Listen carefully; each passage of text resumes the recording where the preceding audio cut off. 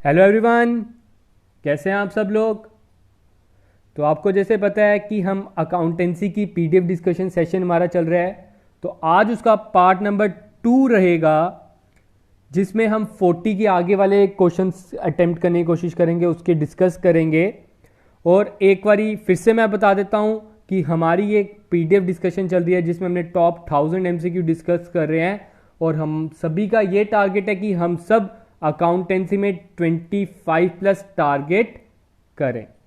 तो चलो बिना टाइम वेस्ट करते हुए हम पार्ट 2 स्टार्ट करते हैं। और स्टार्ट करने से पहले मैं बता दूं, अपना आप स्कोर एंड में कमेंट सेक्शन में ज़रूर लिखें ताकि आपको पता चले आप बाकियों के मुकाबले कहाँ लाए कर रहे हैं।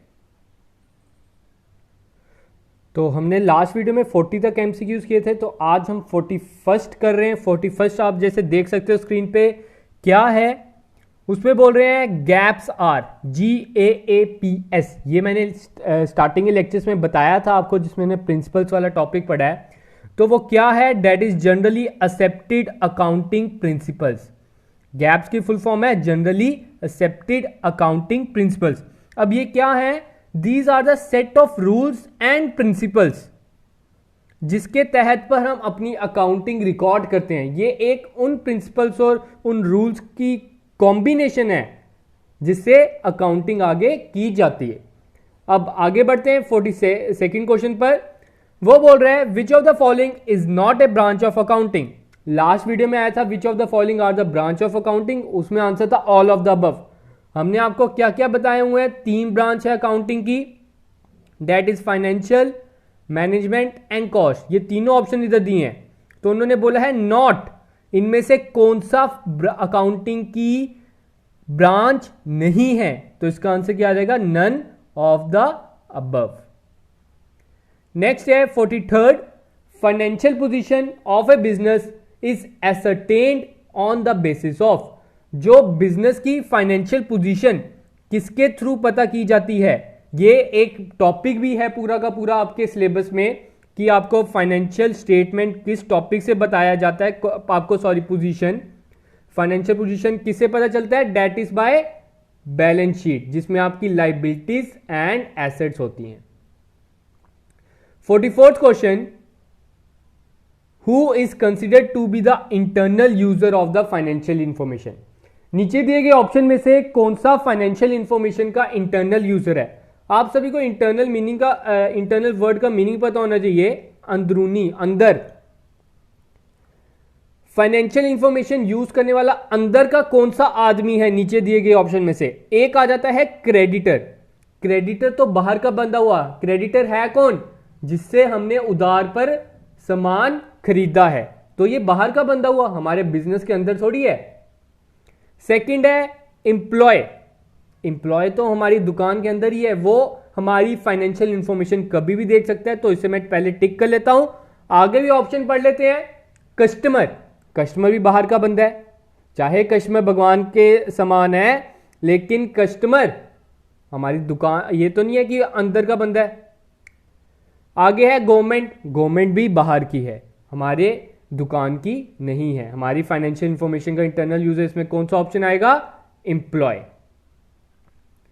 नेक्स्ट है the rule of stock valuation, cost price और realisable value whichever is low is based on the accounting principle of.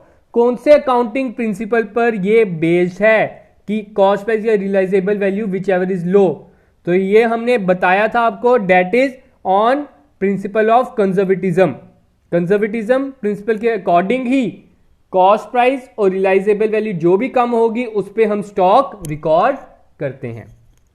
Next है in India accounting standards are issued by. Accounting standards कौन issue करता है India में, तो India में accounting standard issue करते हैं। ध्यान से सोच समझकर ऑप्शन देखिए, आपको आंसर पता चल जाएगा। That is institute of chartered accountant, CA, institute of chartered accountant of India. वैसे तो आपने अकाउंटिंग स्टैंडर्ड्स पढ़ना नहीं है, लेकिन ये बेसिक में आ जाता है। ऐसे तो अकाउंटिंग स्टैंडर्ड्स भी एक बहुत बड़ा टॉपिक अपने में, तो उसको नहीं पढ़ना, उसके बारे में आपको थोड़ा बहुत पता होना चाहिए। आगे है small items like pencils, pen, files are written off within a year according to dash concept. कौन से कंसेप्ट के अकॉर्डिंग ये जो छोटी छोटी आइटम्स है हमारी, पेंसिल हो गया, पेन हो गया, फाइल हो गया, ये हमने time to time return off करना होता है? कौन से कंसेप्ट के अकॉर्डिंग? ये आपको इसका नाम ही बता रहा है, जैसे कि मटीरियलिटी। ये मटीरियलिटी के कारण ही इन्हें हमने time to time return off करना होता है। जैसे कि पेन है, पेन तो कभी भी खत्म हो जाएगा जितना आपका वर्कलोड होगा। नेक्स्ट है according to business entity concept. According to business entity concept, तो पहले आपको पता होना चाहिए बिजनेस एंटिटी कंसेप्ट कहता क्या है। बिजनेस एंटिटी कंसेप्ट कहता है that business and its owner are two different man. वो दो अलग अलग इंसान हैं, वो दो अलग अलग पर्सन हैं। तब भी इसी पर्पस के कारण हम इन दोनों में ट्रांसैक्शन, कैपिटल की एंट्री भी करते हैं, ड्राइंग की एंट्री भी करते हैं। वरना हमें ड्राइंग और कैपिटल की एंट्री करने की क्यों जरूरत? अगर हम माने कि ये दोनों एक ही इंसान है, फिर तो हमें कैपिटल की, क्योंकि वो अपने आप को ही पैसा दे रहा है। लेकिन बिजनेस एंटिटी कंसेप्ट कहता है ये दोनों अलग इंसान है। तो ऑप्शन ए को पढ़ लेते हैं, क्या लिखा है? Transaction between the business and its owner are not recorded. ये गलत है। बिजनेस एंटिटी कहता है आपने ट्रांसैक्शन रिकॉर्ड करनी है, कैपिटल की भी, ड्राइंग की भी, इंटरेस्ट ऑन ड्राइंग हो या इंटरेस्ट ऑन कैपिटल हो। Business and its owner are considered one single entity. नहीं, अभी मैंने बताया उन्हें हमने सिंगल एंटिटी नहीं समझना होता, वो दोनों डिफरेंट एंटिटी हैं। Third one, transaction between the business and its owner are recorded from the business point of view. तो C1 इसका करेक्ट आंसर है। वो क्या कह रहे हैं? ट्रांसैक्शन बिजनेस और उसके ओनर में रिकॉर्ड की जाती है किस व्यू पे? बिजनेस पॉइंट ऑफ व्यू पे, बिजनेस को देखते हुए। अगर बिजनेस में पैसा आ रहा है तो बिजनेस उसमें हम कैश डेबिट करेंगे, ठीक है। तो इसका आंसर क्या रहेगा? That is C1। 49th question, according to money measurement concept. Money measurement concept क्या कहता है? मनी मेजरमेंट कंसेप्ट कहता है आपने सिर्फ और सिर्फ वो ट्रांसैक्शन रिकॉर्ड करनी है, वो इवेंट्स रिकॉर्ड करने हैं जिसे आप पैसे में तोल सकते हो, नाप सकते हो, ठीक है। तो इधर क्या लिखा है? पहला option, all transaction and events are recorded. नहीं, सभी की सभी तो हमने इवेंट्स, ट्रांसैक्शन तो रिकॉर्ड करनी है, लेकिन सभी की सभी इवेंट्स नहीं होती रिकॉर्ड। तो इधर से ही पहला ऑप्शन रॉन्ग हो जाता है। सेकंड है, all transaction events which can be estimated in money terms are not recorded. आप बच्चे क्या करेंगे? इधर तक पढ़ेंगे, इसे टिक मार देंगे, लेकिन मैं बता दूं ये गलत है, क्योंकि नॉट रिकॉर्डेड लिखा है। अब third option, all transaction events which can be measured in money terms are recorded. उन्हें हमने रिकॉर्ड करना है जो मनी में मेजर हो सकती हैं। तो इसका राइट आंसर क्या रहेगा 49th का? C1। 50th question, the comparison of financial statement of one year with that of another is possible only when dash concept is followed. आप अपने पिछले साल की फाइनेंशियल स्टेटमेंट जो है अगले साल की फाइनेंशियल स्टेटमेंट से कब कंपैरिजन कर सकते हो? मैंने आपको बताया था आप कंपैरिजन तभी कर सकते हो जब आपकी कंसिस्टेंसी होगी। क्या होगी? कंसिस्टेंसी। मतलब जो रूल आप पहले साल से यूज कर रहे हो, फर्स्ट ईयर से जो आप रूल फॉलो कर रहे हो, वही रूल आपने आने वाले सालों में यूज करना है। अगर आप आने वाले सालों में अलग रूल यूज करोगे तो आप उन ईयर्स को कंपैरिजन नहीं कर सकते। इसमें एक और एग्जांपल देता हूं। मैंने बोला मैंने 1 किलो आलू खरीदे और दूसरा बोला 1 लीटर दूध खरीदा, तो मैं इन दोनों को कंपैरिजन कर सकता हूं? नहीं। क्यों? क्योंकि ये केजी है और 1 लीटर है। जितने दोनों में सिमिलैरिटी नहीं होगी, दोनों को एक पहलू पे नहीं रखा जाएगा, तब तक आप उसमें कंपैरिजन नहीं कर सकते, ठीक है। तो वो कंसिस्टेंसी कंसेप्ट कहता है दोनों को कंसिस्टेंट रखो, दोनों को बराबर रखो। अब बढ़ रहे हैं 51st क्वेश्चन में। 51st क्वेश्चन क्या कह रहा है? IFRS। IFRS होता है आपका इंटरनेशनल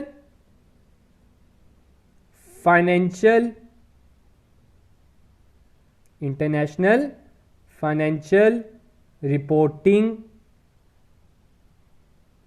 सिस्टम। ठीक है, IFRS क्या होता है? International financial reporting system. तो वो क्या है?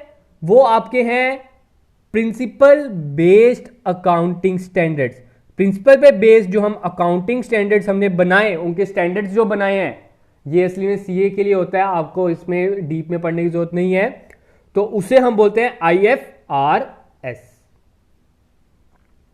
नेक्स्ट है long term assets having no physical existence.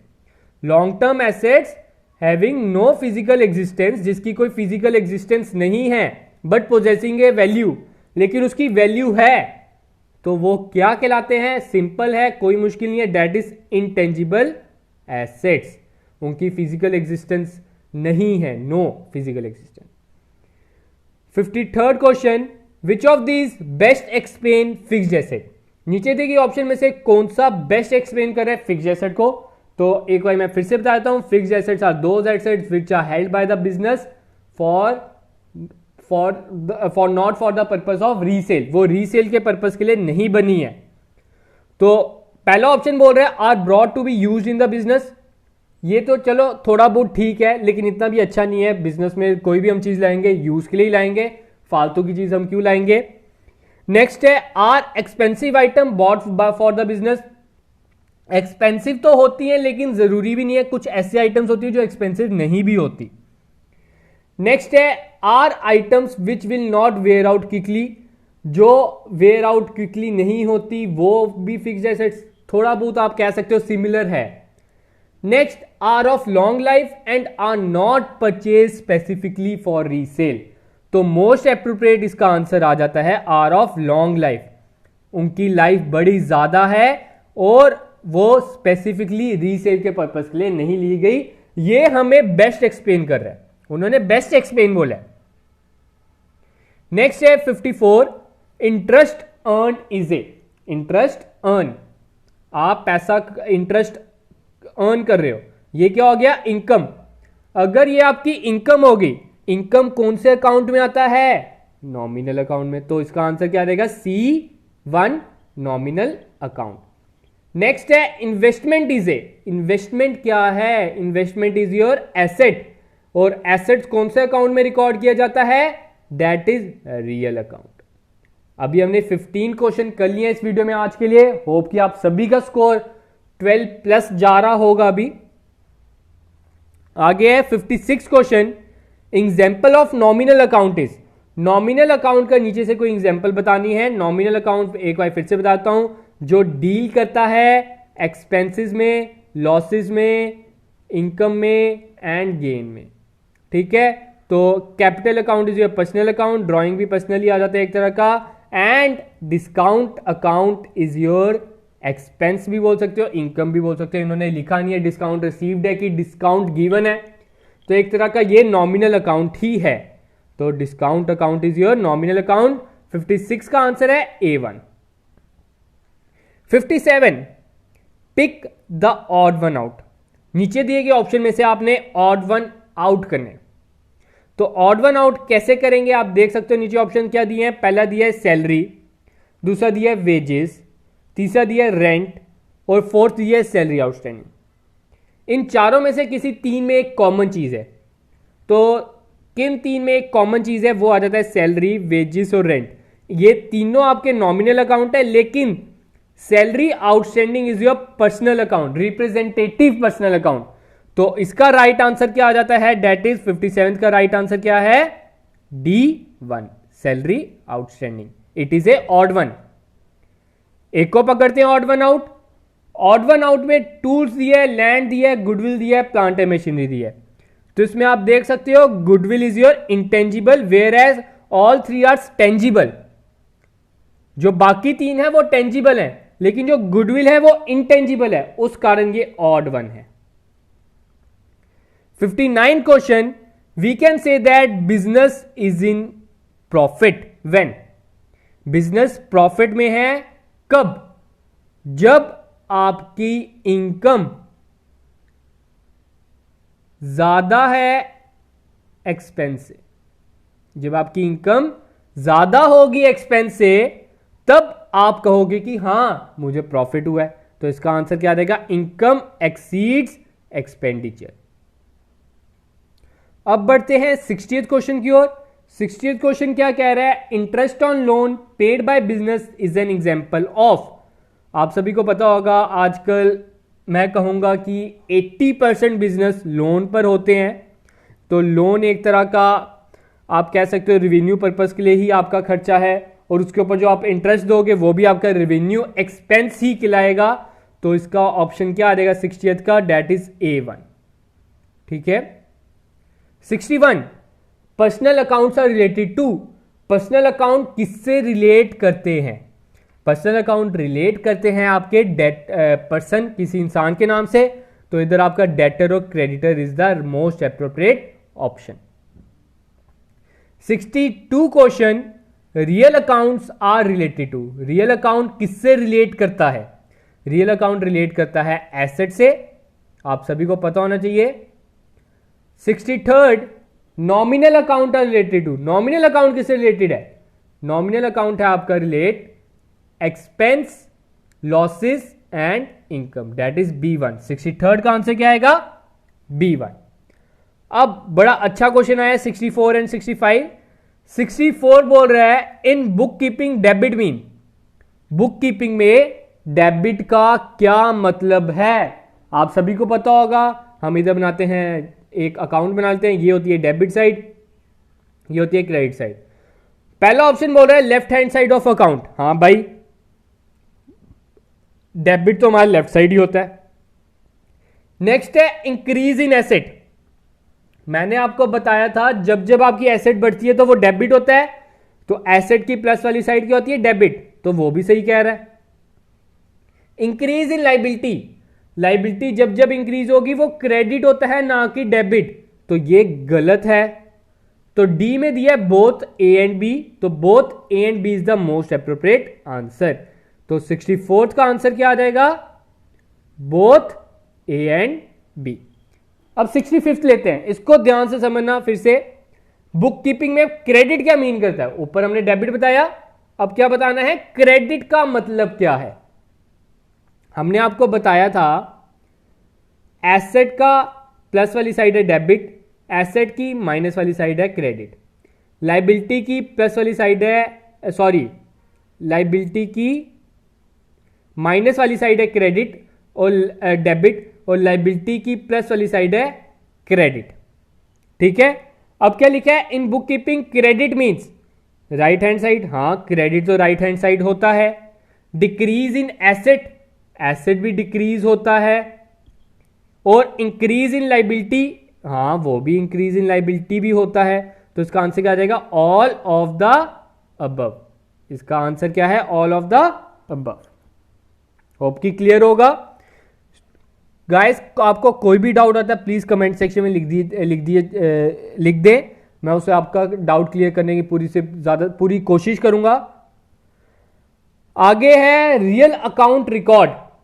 Real account क्या रिकॉर्ड करता है? तो इसका ऑप्शन भी बड़ा इजी है, that it deals in commodities. ठीक है। रियल अकाउंट क्या रिकॉर्ड करता है? Dealing of commodities. Creditor debtors तो वो करेगा पर्सनल अकाउंट करेगा, गेन्स एंड लॉसेस करेगा नॉमिनल अकाउंट। तो 66 का आंसर है B1। 67 book keeping is the dash face of accounting system. बड़े से स्टूडेंट्स ये क्वेश्चन देख के थोड़े कंफ्यूज हो गए होंगे कि सर इसमें रिकॉर्डिंग भी होती है, क्लासिफाइंग भी होती है, तो किसको चुने? क्योंकि लेजर हो गया क्लासिफिकेशन, रिकॉर्डिंग हो गया आपका जनरल। तो मैं बता दूं अगर ऐसा क्वेश्चन आता है तो आपने चुनना है इसमें रिकॉर्डिंग। रिकॉर्डिंग क्यों? क्योंकि बुक कीपिंग का काम ही मेन क्या है? रिकॉर्ड करना। देखो लेजर में भी तो वो रिकॉर्ड ही कर रहा है, चाहे वो पोस्टिंग कर रहा है उधर से उठा के लिख ही रहा, उसका कोई हल तो नहीं निकाल रहा। हल को निकालता है अकाउंटिंग निकालता है। तो इसका क्या आ जाएगा? Book keeping is the recording face of accounting system. अब बढ़ रहे हैं 68 क्वेश्चन पे। 68 क्वेश्चन क्या बोल रहा है, accounting is the recording of dash happening. Accounting क्या रिकॉर्ड करता है, कौन सी हैपनिंग को रिकॉर्ड करता है, present, past, past and present की पास्ट एंड फ्यूचर। तो वो सिर्फ और सिर्फ अपनी पास्ट एक्टिविटीज को ही रिकॉर्ड करता है। ऐसा तो नहीं है आपको पता है मेरे को परसों पैसे मिलने हैं तो आप आज रिकॉर्डिंग कर देते हो, ऐसा नहीं है। जब आपको पैसे मिलेंगे, जब वो ट्रांसैक्शन वैसा आपकी दुकान से सामान जाएगा तब आप रिकॉर्ड करते हो। वो सिर्फ और सिर्फ अकाउंटिंग क्या करता है, पुरानी बातों पे ही उसका निर्णय निकालता है, पुरानी बातों का ही प्रॉफिट निकालता है। अकाउंटिंग ये तो नहीं है कि आने वाली में आपकी अगले साल का प्रॉफिट बता देता है, वो ऐसा तो नहीं है, नहीं। तो इसलिए इसका आंसर क्या रहेगा, past. Accounting is dash in nature. Accounting nature में कैसी है, बायस्ड है, न्यूट्रल है, हिस्टोरिकल है कि अनबायस्ड है। तो वो है आपकी हिस्टोरिकल, कि वो अपनी पास्ट एक्टिविटीज को ही रिकॉर्ड करता है, इसलिए अकाउंटिंग अपनी हिस्टोरिकल नेचर है। ठीक है, अकाउंटिंग क्या है, हिस्टोरिकल नेचर, वो पुरानी बातों को ही रिकॉर्ड करता है। And it is the biggest limitation of accounting भी आप कह सकते हो।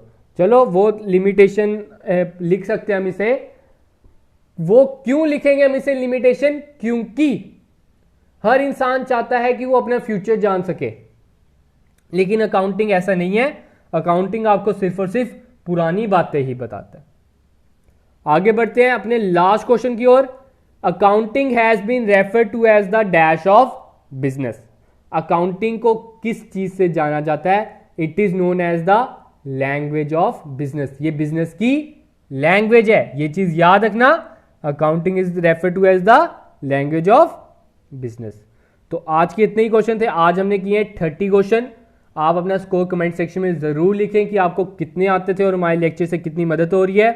तो आज आप जैसे स्क्रीन पर देख सकते हो, हमारा पहला topic introduction to accounting and basic term खत्म हो गया, जिसमें हमने 70 क्वेश्चन किए।